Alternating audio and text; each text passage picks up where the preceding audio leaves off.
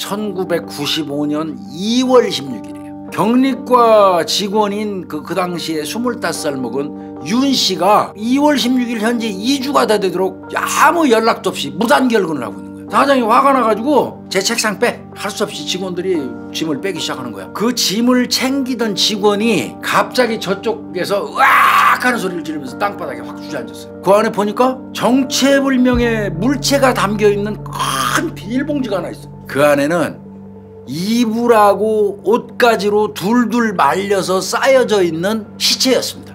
그 사람은 바로 누구였냐면 그토록 찾던 윤 씨예요. 전깃줄로 손발이 꽁꽁 묶여있어요. 자세는 이렇게 쪼그려 앉은 모습. 온몸에 예리한 흉기로 찔린 채 사망해 있어요. 그런데 이제 분명한 거는 이 사건은 타살이에요. 누가 죽였을까? 회사에서 연휴 기간에 희한한 사건이죠.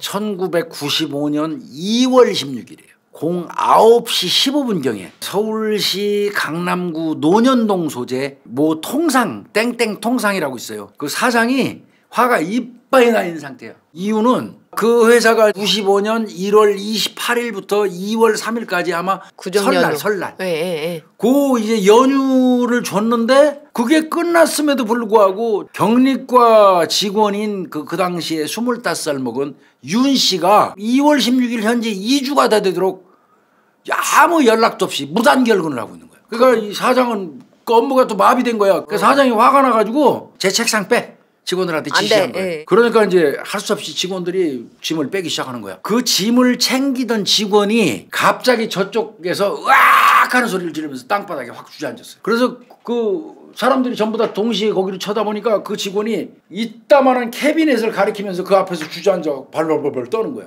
거기 뭐가 있구나 또. 그 안에 보니까 정체불명의 물체가 담겨있는 큰 비닐봉지가 하나 있어. 풀었는데 그 안에는 이불하고 옷가지로 둘둘 말려서 쌓여져 있는 시체였습니다. 사무실 안에 대형 금고에 있었던 겁니다. 캐비넷에. 시신은 온몸이 피투성이 상태였고요. 아이고, 예.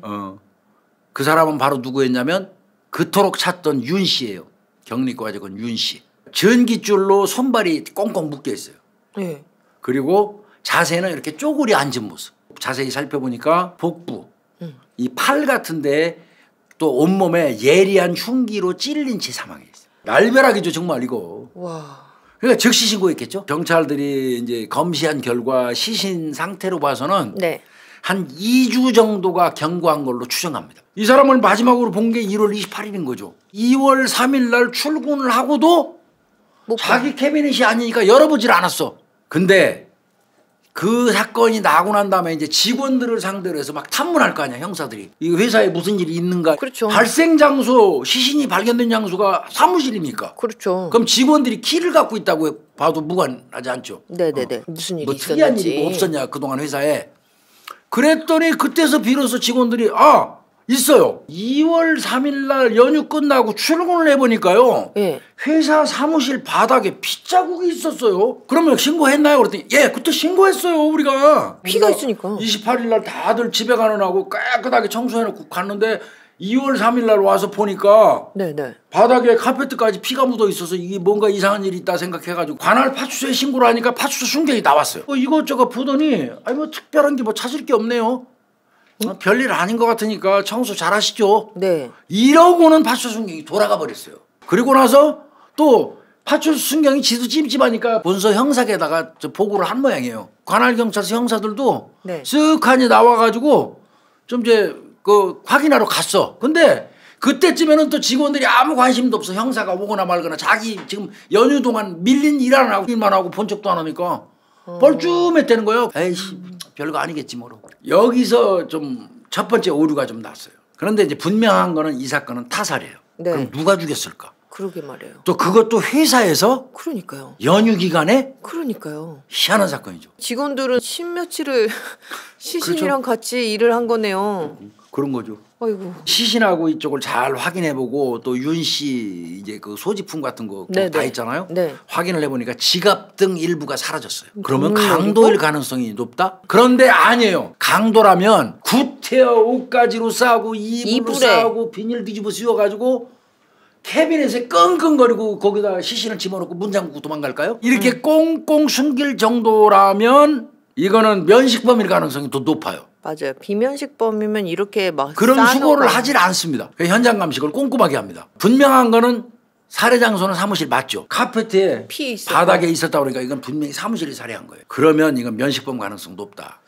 면식범 사무실에서 면식범이면 누굴까? 직원이잖아. 사무실 동료. 회사 동료일 가능성이 높잖아. 팀을 나눠가지고 동료들 뒷조사 다 합니다. 그 과정에서 이 의미 있는 진술을 하나 확보를 합니다. 사망한 윤 씨하고 감정이 있는 사람이 딱 부상해요. 그 회사 동료이자 그 죽은 윤 씨의 고등학교 동창인 강 씨가 있어요. 한 살 더 많아요, 강 씨가. 근데 이제 싸운 적이 있었대, 근래. 그리고 이 회사도 죽은 윤 씨가 소개해서 끌어들인 사람이에요. 절친인데. 그러게요. 그렇게 싸웠다는 거야. 근데 그 싸운 이유를 이제 경찰이 또 조사를 해봤더니 1월 초순경에 이 강 씨가 회사 공금 1,600만 원을 횡령을 했어요. 그게 들통이 나가지고 강 씨 같은 경우는 지금 현재 출근 안 하고 있고 회사에서 고소가 돼 있는 상태예요. 횡령했으니까 그거 사실을 알고 있는 사람은 누구야? 격리 직원인 친구 윤 씨예요. 그러니까 싸움이 된 거예요. 사망한 윤 씨가 강 씨 자기 친구지만 자기가 물어낼 수는 없잖아. 격리 직원인데. 그렇죠. 1,600만 원 횡령 사실을 사장한테 보고를 한 거예요. 보고를 하니까 사장을 이런 나쁜 놈의 새끼 야 고소해. 그 회사에서 고소하고 출근 못하고 있는 거고. 그러다 보니까 이제 이 강 씨는 네가 나를 그 친구인데 나를 횡령으로 고소를 해? 더더군다나 내가 조만간 갖다 도로 넣으려고 그랬는데 횡령한 사람들은 꼭 이렇게 얘기하더라고요. 그렇게 얘기하는 거지. 완전히 그 두 사람 사이가 틀어진 거예요. 그럼에도 불구하고 워낙 친한 친구 사이라 회사에서 고소한 건 한 거고 그리고 이제 변제를 지가 조만간 한다고 그러니까 빨리 해. 우리는 싸우지 말자. 내가 한 거 아니야. 이러면서 서로 화해를 했어요. 그러면 뭐 죽일 이유가 없잖아요. 그래도 당장에는 지금 이 강 씨 이외에는 윤 씨의 죽음하고 연결시키기에는 모든 사람들이 다 별로 해당 사항이 없어요. 그동안 그 이제 살인 사건이 났을 거로 추정되는 기간 내에 강 씨의 동선 추적이 들어가요. 해봤더니 이 강 씨하고 죽은 윤 씨가 1월 30일 날 아침에 윤 씨의 어머니한테 같이 세배를 갔던 게 나와요. 1월 31일이 아마 저 설날인 것 같고 그 전날인 것 같아요. 1월 30일이. 그러면 현재까지 드러난 것 중에서 윤 씨하고 최종적으로 만난 사람은 지금 현재 드러난 거는 강 씨밖에 없어. 1월 28일 날 보고 못 봤는데 요 강 씨만큼은 30일 날 같이 세배 갔으니까 적어도 30일까지 윤 씨는 살아 있었던 거야. 그렇게 이제 특정하고 수사를 하는 와중에 시신 부검으로 뭔 단서가 하나 나와요. 찔린 부위를 계산해 봤더니 공격한 사람은 왼손잡이일 가능성이 많아요. 공교롭게도 강 씨가 왼손잡이에요. 아니 너무 많은 이게 많이 부합되죠. 맞아떨어지는데요, 교수님.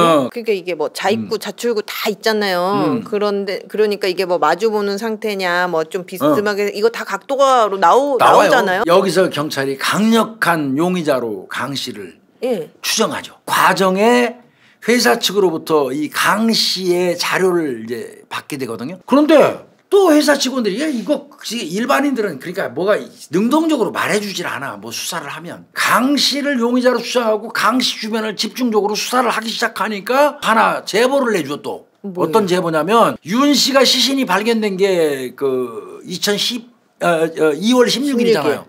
근데 그 전날 15일? 2월 15일 날. 그 전날 사무실에 절도가 있었대요. 뭘 훔쳐갔어요? 근데 희한한 절도 사건이야. 유일하게 강 씨 이력서, 사진첩, 강 씨하고 연관된 서류만 다 없어졌어. 이거 강 씨가 가져간 거죠. 이거는 뭐 완전히 이제 의심이 뭐 확신으로 바뀌는 순간이죠. 근데 약간 멍청한 거죠. 멍청한 거죠. 경찰이 바로 특정하잖아요. 그러니까요. 이렇게 된 거예요. 그러면 이건 볼 것도 없어. 강가만 잡으면 돼 이제 이때부터는. 그러게요. 어딨나? 그래서 이제 검거 작전에 돌입합니다 경찰이. 그런데 얘는 이미 설날 그 세배 끝나고 간 이후부터 행적이 묘연해요. 집에가 없고 잡을 길이 없는 거예요. 그래서 이 수사팀이 네. 이건 참 잘한 것 같아. 왜요? 이 강 씨의 어머니가 안 씨인데 네네. 그 당시에 57세예요. 네. 이 어머니한테 찾아가가지고 네. 자초지종 내용을 싹 다 설명합니다. 이거 도망다니다 검거되면 더 상당히 심각해진다 문제가. 95년도니까 사형이다 바로. 아드님 살리려면 어머니가 적극 협조해야 됩니다. 자수할 수 있게끔. 자수하게 시켜야 됩니다. 그리고 이제 담당 형사 얘기는 그 얘기할 즈음에 어머니는 뭔가 알고 있는 눈치였대요. 그리고 좀 기다려. 그리고 수사활동은 여전히 하지. 네네. 그 사이에 어머니로부터 연락이 옵니다. 2월 18일 날 대전역 앞에서 아들 만나기로 했어요. 이 새끼 대전으로 도망간 거예요. 네네. 엄마한테 전화한 거예요. 그때 도망간 상태에서 기댈 사람 어머니밖에 없지. 돈도 없고. 그러니까 엄마는 이미 경찰한테 얘기 듣고 살리는 길은 그거밖에 없으니까. 그래서 2월 18일 날 대전역 앞에서 아들 만나기로 했다고 경찰에 알립니다. 그래서 2월 18일 날 18시 30분경에 대전역 광장에서 네. 공중연합 부스 있는데 그 앞에서 네. 경찰하고 같이 가가지고 강 씨를 체포합니다. 엄마가 보내고 살살 따라가고 낚아 챈 거죠. 네. 바로 강남경찰서로 압송합니다. 검거돼서 바로 범행 인정합니다. 항상 이런 사건 검거하면요. 네. 차에 주워 실으면서 거기서부터 바로 신문 시작돼요. 경찰이. 왜 죽였어? 봉고차 안에서. 뭐 딴 얘기 안 해요. 다이렉트 칩니다 이때는. 이 새끼 너 왜 죽였어? 바로 그냥. 그래야지 그냥 하고 그냥 나와요. 바로 그냥 그 범행 인정. 그냥 제가요 뭐 인정 다 해버린 거예요. 결국 그 범행 동기는 네. 수사팀이 예측했던 그대로입니다. 자신의 횡령 사실을 피해자 윤 씨가 사장한테 고자질했다. 고자질이 아니지. 그러니까 지놈이 나쁜 거지. 앙심을 먹고 있었던 그런 거예요. 거예요. 지금부터 이제 전모를 좀 봐야지. 전모를. 30일 날 둘이서 친구 어머니랑 강가가 세배했다면서요. 세배했죠. 네. 그리고 이제 나와서 막 돌아다니고 같이 어울리다가 네. 새벽 1시가 됐어. 그럼 그 다음 날이 된 거예요. 1월 그렇죠. 31일이 된 거야. 두 사람은 이제 회사 사무실로 가요. 아무도 없을 테고 회사에. 예. 야, 그 문 따고 들어갈 수 있잖아. 간 거예요, 둘이서. 회사 사무실로 갑니다. 네. 거기서 술을 사다 놓고 둘이 마셔요. 취기가 좀 돌았어요. 네네. 그러다가 어느 순간 화제가 자연스럽게 회사 돈 횡령? 횡령 사건이 화제가 돼버려요. 그때 강가가 이렇게 얘기합니다. 네. 야, 너 이 새끼야 나하고 둘도 없는 친구라고 네가 맨날 떠들면서 어떻게 이 새끼 나를 사장한테 고자질할 수 있냐? 그리고 막 동네방네 내가 횡령범이라고 네. 도둑놈이라고 네가 그렇게 소문내고 다닐 수가 있냐? 네네. 이러면서 이제 강 씨가 따져요. 술이 좀 취해가지고. 취해서. 예. 지 잘못은 생각 안 하는 거야. 그러니까 그러니까요. 그 윤 씨 사망한 사람이 나 그런 사실 없거든. 나 절대 아니야. 그러니까 이제 서로 욕설이 됐어. 그렇죠. 욕설하다가 결국 몸싸움 거지. 주먹다짐으로 하죠. 우당탕 예. 당한 거지. 예. 그러다가 이게 그 화를 못 참은 이 강가의 놈이 네. 그 책상 위에 있던 과도로 그냥 옆구리를 막 찔러버린 겁니다. 그래가지고 그대로 푹 꼬꾸라졌어요. 현장에서. 푹 꼬꾸라졌는데 그 범행을 할 당시에 이 강가나 그 윤 씨나 둘 다 만취 상태. 술이 떡이 돼가지고 옆에서 푹 꼬꾸라진 친구를 보고도 지 옆에서 자버린 거예요. 같이. 이거는 근데 어디까지나 이 강가의 얘기예요. 찔러 죽이고 쓰러진 친구 보고 옆에서 잠잤을 것 같지는 않거든 나는. 근데 본인은 그냥 푹 쓰러지는 걸 봤는데 술이 떡이 돼갖고 그냥 옆에서 잠들었어요. 그때 만약에 어떤 조치를 취했으면 살을 수도 있었어. 그러니까. 근데 지는 잤대, 잠들었대. 내가 볼 때는 거짓말일 가능성이 압도적으로 저는 높다고 봐요. 그리고 지가 다시 눈을 뜬 시간이 새벽 5시래. 1시 반에 들어가서 술 먹고 싸우고 잤다가 일어나니까 새벽 5시. 새벽 5시더래. 봤더니 예. 옆에 친구가 피투성이가 돼가지고 죽어있더라는 거야. 이때 본인이 당황해가지고 시신 수습에 들어갔대. 그래서 사무실에 있던 담요하고 옷가지로 시체를 둘둘둘 쌌대. 네. 그리고 대형 비닐봉지에 넣어가지고 아휴. 전기줄로 이렇게 묶어야지. 묶었잖아요. 그러니까 감은 거예요. 무릎하고 팔 사이도 뱅뱅 돌려서. 그러고 난 다음에 그 비닐에 싼 시신을 본인 캐비넷에 갖다 넣은 거예요. 이후에 이제 그 범행에 사용했던 그 과도 있잖아요. 네네. 그거를 사무실 쓰레기통에 버리고 잠적을 했대. 그러면 사무실에 출근했을 때 바닥하고 카페트에 피 묻어 있는 걸 봤던 직원들이 네. 쓰레기통도 봤었어야 돼요. 그냥 갖다 버린 것 같습니다. 또 바꿔서 얘기하면 순경한테 전화를 했잖아요. 걔가 출근해가지고 출동해가지고 바닥에 카페트에 피는 거 피다. 봤잖아. 그러면 예. 최소한 쓰레기통을 살펴봐야지. 다 있을 그런데 것 같아요. 거기에서 단서가 많이 나와요. 근데 이 친구는 쓰레기통 아예 안 본 거예요. 그러니까 결국 대충 보고 왔다는 의미예요. 만약에 그때 쓰레기통 뒤졌으면 강가는 바로 유력한 용의자로 특정돼 가지고 탐문 수사하면서 왜 죽였을까 누가 죽였을까 하고 돌아다니는 헛수고 안 했어요. 엄마가 그 마포경찰 자기 그 마포 아현동 살았다고 그랬잖아요. 자기네 관할경찰서에 신고하니까 그 경찰서 형사가 같이 대전 내려가고 홀딱 잡아가지고 온 거예요. 이게 대전 동구 용정동에 있는 고속버스 터미널 광장에서 공중전화 부스 앞에서 강 씨를 검거해가지고 강남서로 신병을 넘긴 거죠. 범인 강가 얘는 한 살 더 먹었어요. 서울 H고등학교 동창생이에요. 둘 다. 그러니까 어떻게 보면 윤 씨 입장에서는 먼저 땡땡 통상에 입사를 해가지고 자기 절친한 친구를 또 그 회사에 소개를 해서 취업까지 시켰는데 개손에 의해서 죽은 거예요. 강가 그놈은 경찰에서 자백 다 하고 난 다음에 눈물을 흘리면서 이랬대요. 내가 조금만 참을 건데 그랬어요. 이렇게 후회를 했다고 그래요. 그래서 10년 이상의 우정은 살인으로 끝나버린 안타까운 사건입니다. 이게. 친구 어머니한테 세배하러 명절에 갈 정도면 많이 엄청 친한 거예요. 엄청 친한 거. 거의 형제같이 지낸 거예요. 근데 그러니까 또 더더군다나 또 회장한테 고자질했다고 더 열받은 거지 집단에는. 그래서 그렇게 이게 정리가 됐는데 살인사건 이 정도로 됐으면 사형이에요. 거의가. 또 친한 친구 봐줘야 무기예요. 그러면 교수님 이제 이거 95년 사건이니까 지금 좀 어쩌면 나왔을 수도 있겠네요. 그래서 무기수 사형수 명단을 면밀히 살펴봐도 강땡땡이는 없어요. 10년 이상 앓은 고등학교 절친 친구를 칼로 찔러서 죽이고 그 시신을 처리한 방법도 너무 잔인하잖아요. 그런 친구를 죽여가지고 그 비닐봉지에 담아서 캐비넷에다가 놓고 13일 동안 직원들은 출근해갖고 그 송장 시신하고 같이 근무한 거예요.